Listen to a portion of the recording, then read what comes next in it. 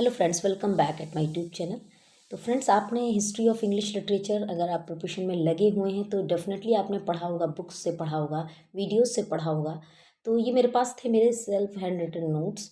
तो इनके साथ आप कर लीजिए रिवीजन, क्योंकि हिस्ट्री इतना ब्रॉड सब्जेक्ट होता है कि किसी भी, क्योंकि लिटरेचर पढ़ रहे हैं किसी कंट्री का तो वहाँ का हिस्ट्री पढ़ना बहुत ही इंपॉर्टेंट हो जाता है। तो आप मेरे इन वीडियोस की हेल्प से अपना रिवीजन करिए। पॉइंट वाइज मैंने बहुत ही ब्रीफली सब चीज़ें लिखी हुई हैं, तो बहुत जल्दी आपका रिवीजन भी हो जाएगा और कुछ जो कॉन्सेप्ट्स नहीं क्लियर होंगे तो वो भी क्लियर हो जाएंगे। So now let's start the video. तो हम स्टार्ट कर रहे हैं सबसे पहले एज ऑफ चौसर से। तो एज ऑफ चौसर या चौसर्स इंग्लैंड, इसको चौसर, उस समय Chaucer was the dominant writer of that age. उस एज का जो चौसर की एज थी, 14th सेंचुरी थी, उसका डोमिनेंट पर्सन था चौसर, जिसने जिसने इतना, और Chaucer was the first person who start writing in English, we know very well. तो चौसर ही वो व्यक्ति जिन्होंने इंग्लिश में सबसे पहले लिखना स्टार्ट किया था। आपने पढ़ रखा होगा डेफिनेटली, चौसर के बारे में काफ़ी कुछ पढ़ रखा होगा। तो चलिए स्टार्ट करते हैं। Chaucer was born in the reign of Edward third, lived through that of Richard II and died in the year after Henry IV ascended the throne।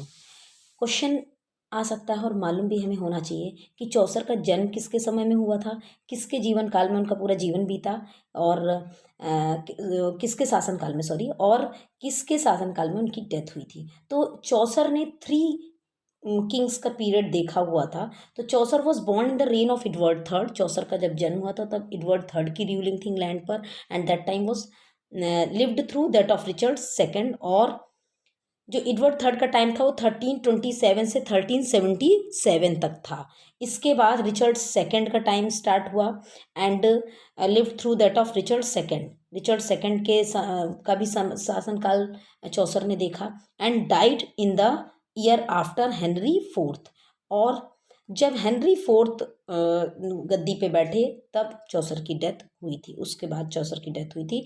तो इसको लर्न करने के लिए मैंने बहुत इजीली E3R2H4 ऐसा करके माइंड में सेट किया था कि एडवर्ड थर्ड के शासनकाल में बॉर्न हुए थे, lived through Richard second, and Henry fourth में के शासनकाल में उनकी डेथ हुई थी, died in the year after Henry fourth ascended the throne. So E3R2H4, और आप अपने कन्वीनियंस के अकॉर्डिंग जैसा आप बेटर समझे वैसे लर्न कर सकते हैं। तो मैंने तो इसको ऐसे याद किया हुआ था, E3R2H4। तो नेक्स्ट है, Chaucer as has been called by traced a bridge between the middle age and the modern age. ये बहुत ही फेमस कोटेशन है और इम्पॉर्टेंट कोटेशन है कि चौसर की जो एज थी वो कहलाई एक ब्रिज। एक ब्रिज थी, किसके बीच में ब्रिज थी, एक पुल का काम किया था चौसर की एज ने मिडिल एज और मॉडर्न एज के बीच में। तो किसने ये कोटेशन दी थी? तो ये कोटेशन दी थी किटरेज्ड ने, KITTREDGE। तो फ्रेंड्स ये आर है, KITTREDG। किटरेज्ड ने ये चौसर के बारे में, चौसर की एज के बारे में कोटेशन दिया था कि Chaucer as a bridge between the middle ages and the modern age. तो मॉडर्न एज और मिडिल एज के बीच का जो एज थी वही चौसर की एज थी। उसने पुल का काम किया, एक्चुअली ब्रिज का काम किया चौसर की एज ने।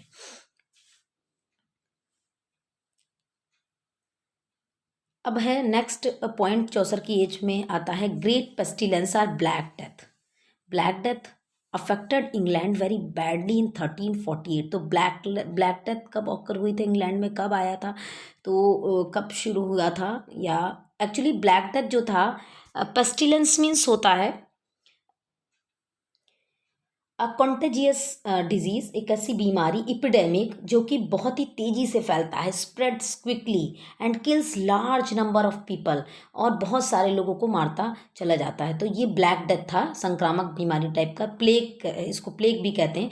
तो प्लेग के रूप में आया। तो ये कब आया इंग्लैंड में? तो 1348 में आया, जिसने कि बहुत सारी आबादी को साफ कर दिया था इंग्लैंड की।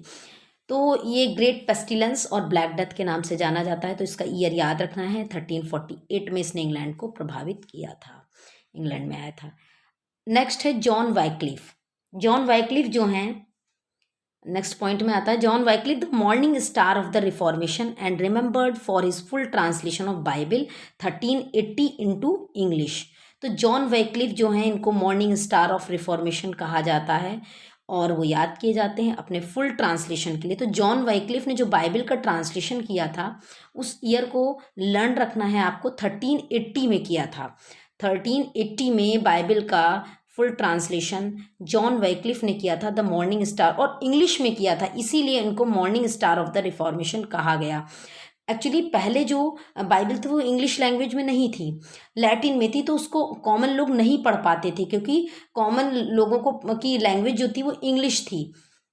तो उसको कॉमन लोगों की अप्रोच में बनाने के लिए बाइबल को, क्योंकि जो पोप की सुप्रीमेसी थी बढ़ रही थी और बहुत लोग उसको अपने तरीके से मॉडिफाई करके अपने अपने बेनिफिट्स के अकॉर्डिंग मॉडिफाई करके चर्च में लोगों के सामने प्रेजेंट करते थे बाइबल को। तो बाइबल सबकी अप्रोच में हो और क्या उसमें लिखा है, क्या है गॉड को समझने का, गॉड की वर्शिप की क्या मीडियम है, कैसे, तो उसको उन्होंने इंग्लिश में ट्रांसलेट करके कॉमन पीपल की अप्रोच में ला दिया था बाइबल को। इसलिए जॉन वैक्लिफ को कहा गया और तभी रिफॉर्मेशन शुरू हुआ, सुधार शुरू हुआ।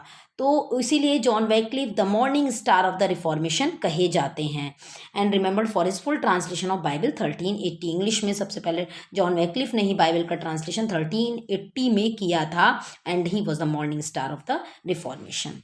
और आगे रिवाइज्ड वर्जन ऑफ द जो बाइबल आता है तो वो 1611 में आया था। वो हम आगे जब उस एज में पहुंचेंगे तो उस तब उसको हम पढ़ेंगे। तो अभी हम पढ़ रहे हैं 14th सेंचुरी और एज ऑफ जोसेफ। तो John Wycliffe the morning star of the reformation कहे जाते हैं। नेक्स्ट पॉइंट है तो ओके सो फ्रेंड्स, तो कुछ उस समय मूवमेंट्स भी हुए।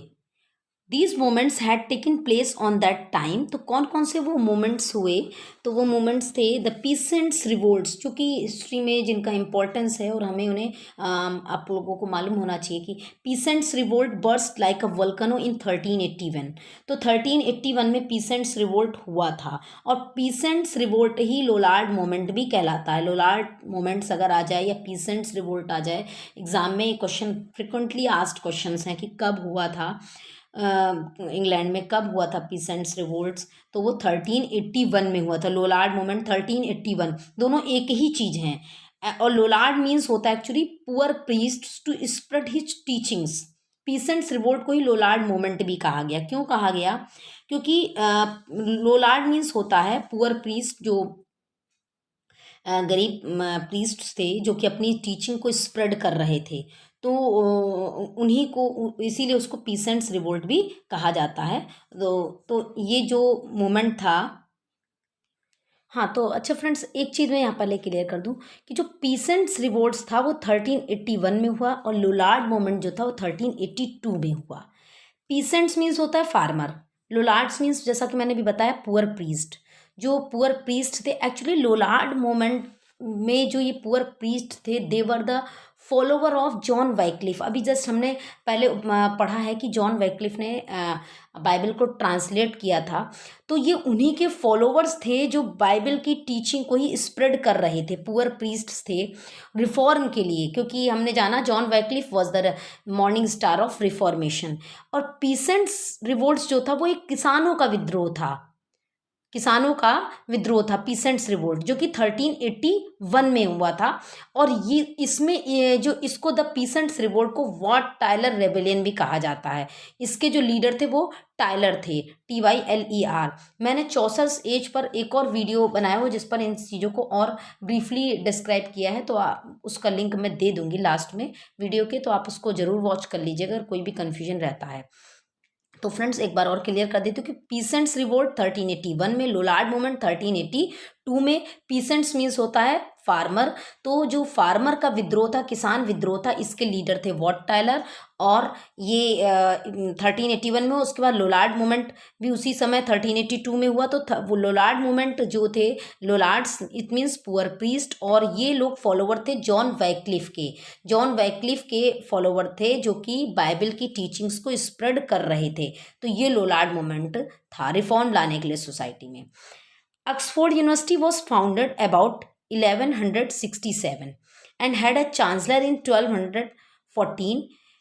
Cambridge University was recognized by the king in 1230 and by the church in 1233. तो ये भी चीज़ जानना यहाँ पर ज़रूरी था ऑक्सफोर्ड और कैम्ब्रिज के बारे में। तो ऑक्सफोर्ड यूनिवर्सिटी कब फाउंड की गई थी, तो 1167 में ऑक्सफोर्ड यूनिवर्सिटी की स्थापना हुई थी एंड हैड अ चांसलर इन 1214। और कैम्ब्रिज यूनिवर्सिटी को किंग ने कब इसको इस्टेब्लिश किया था, 1230 में। और चर्च ने इसको कब कंसिडर किया, 1233 में। तो एज जो थी चौसर की, Oxford was the home of the reformation and the Renaissance. Oxford University was the home of Reformation and the Renaissance. Chaucer has been called the English Homer, the father of English poetry and the godfather of English novel.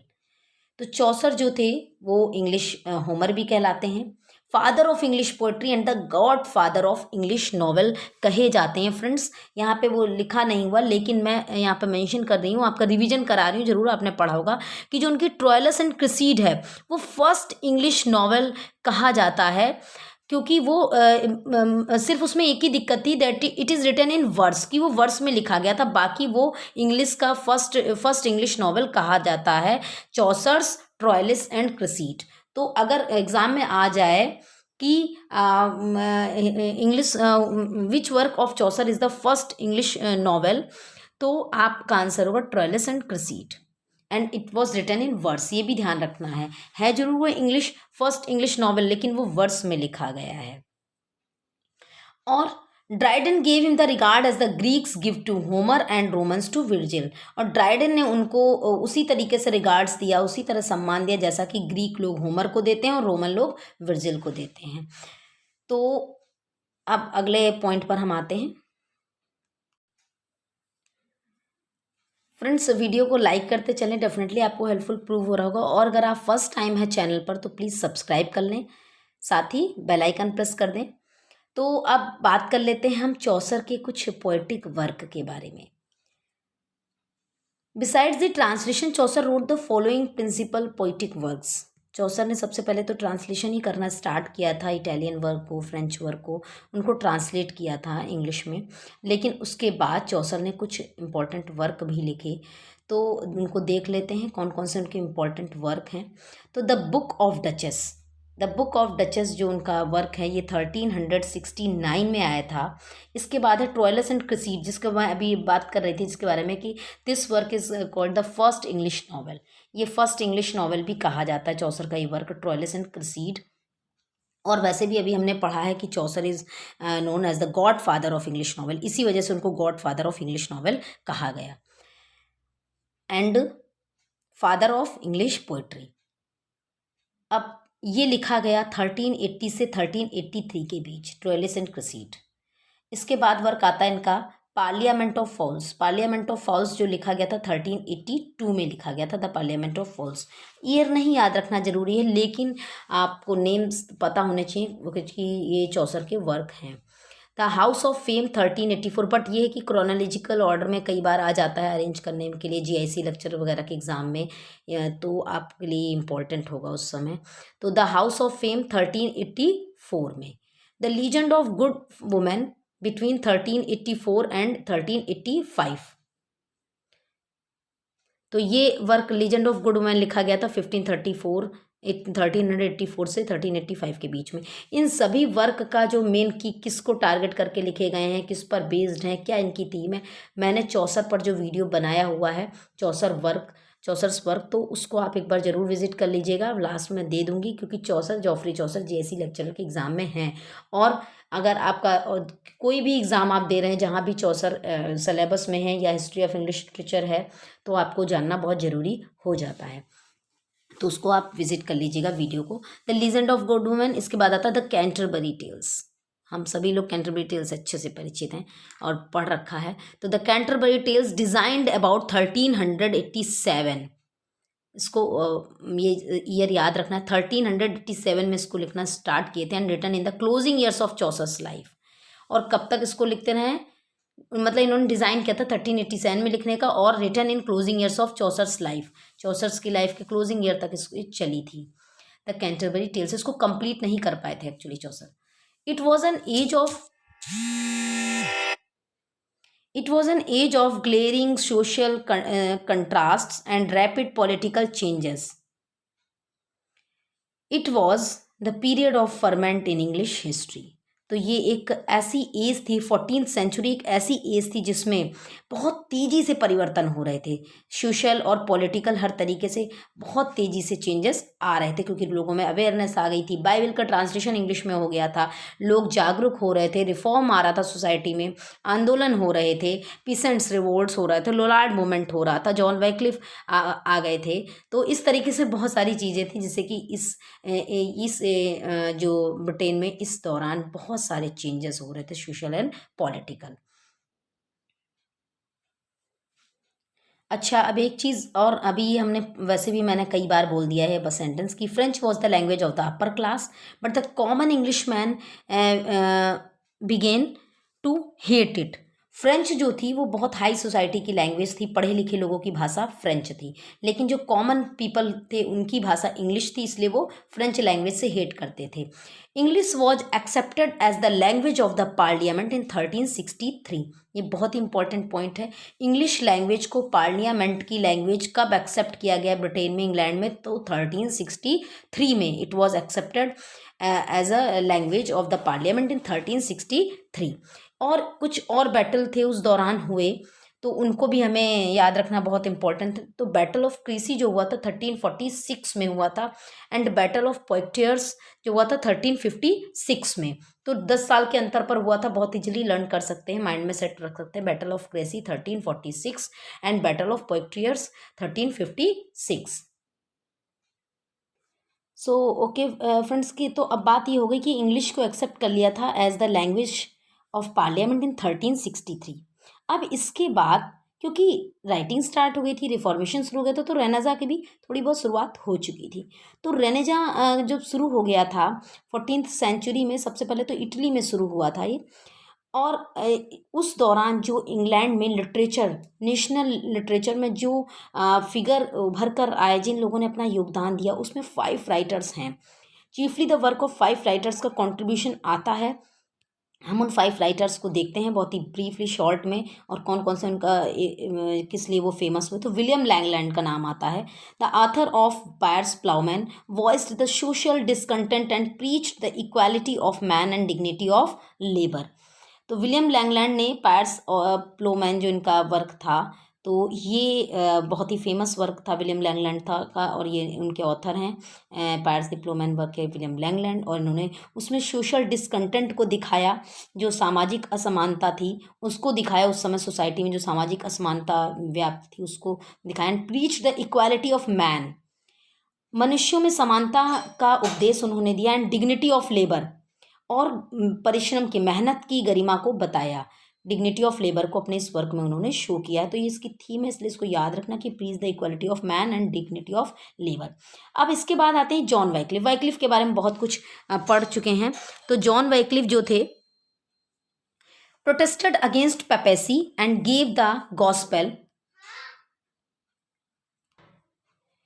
तो इन्होंने papacy के against में विरोध किया, and gave the gospel to the people in their own tongue. Gospel means उपदेश, preaching. तो जो उन्होंने बाइबल को इंग्लिश में ट्रांसलेट कर दिया था। तो जो पोप थे चर्च के, वो अपने फ़ायदे के लिए तरह तरह से ट्रांसलेट करते थे या लोगों को मैसेज देते थे। तो उन्होंने उसी के विरोध में बाइबल को ट्रांसलेट किया था इंग्लिश में। तो ये अगेंस्ट थे पेपेसी के, और उपदेश दिया उन्होंने लोगों को उनकी अपनी भाषा में, इंग्लिश लैंग्वेज में। And give a remarkably modern approach to religion, और एक मॉडर्न अप्रोच दिया धर्म को। अब है नेक्स्ट राइटर गोवर। तो जो गोवर थे, अभी इनको हम आगे और ब्रीफली पढ़ेंगे, भी मैंने थोड़ा थोड़ा सा इसमें स्टार्टिंग में डिस्क्राइब किया। तो गोवर जो थे वो the scholar and literary man थे, criticise the vigorous life of the age and feared its consequence. And दूसरे थे मेंडेविल। तो मेंडेविल जो थे वो ट्रैवलर थे, gave romantic description of the distant places of the earth and arouse that interest in trade and colonisation which was to be the chief characteristic of the English nation. तो उन्होंने वो एक ट्रैवलर थे। तो उन्होंने जो पृथ्वी पर तरह तरह की चीज़ें थीं जो उन्होंने अपने दूर दूर स्थानों की अपने व्यापार और ट्रैवल के दौरान देखी, क्योंकि उनका इंटरेस्ट था व्यापार में, तो उन चीज़ों को उन्होंने उसमें अपने वर्क में नोट डाउन किया है, पॉइंट आउट किया है। अब इसके बाद आते हैं चौसर। एंड अब all there was Chaucer, scholar, traveller, businessman, courtier. Chaucer जो थे ट्रैवलर भी थे, क्योंकि इन्होंने युद्ध में भाग लिया था और ये ट्रैवल करते ही रहते थे। और बिजनेसमैन थे, कोर्टियर थे, दरबारी थे, स्कॉलर थे, but fundamentally poet and artist who shared in everything string the life of his age, reflected it in literature as no other than Shakespeare has ever done. तो उन्होंने अपनी एज का, अपने युग का ट्रू पिक्चर दिया है अपने वर्क्स में चौसर ने, और स्पेशली कैंटरबरी टेल्स, जिससे कि हमें उस समय की एज को समझने का पूरा नॉलेज मिल जाता है। उनके इस वर्क से उन्होंने पूरा अच्छे से अपने एज को क्लैरिफाई किया है अपने वर्क के माध्यम से चौसर ने।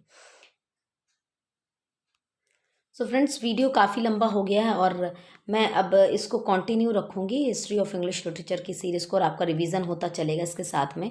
सो चैनल को सब्सक्राइब कर लें अगर अभी तक नहीं किया है, साथ ही बेल आइकन प्रेस कर लें, और कुछ भी सजेशंस हैं तो you are kindly invited in comment box.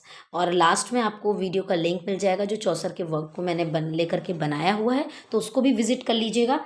और अब आगे इनके इस एज के जो इन राइटर्स के, पाँचों राइटर्स के जो इम्पोर्टेंट वर्क हैं, चौसर के इम्पोर्टेंट वर्क हैं, ट्रांसलेशन है, उनको लेकर के वीडियो होगा। So thanks for watching and will meet you again with next video.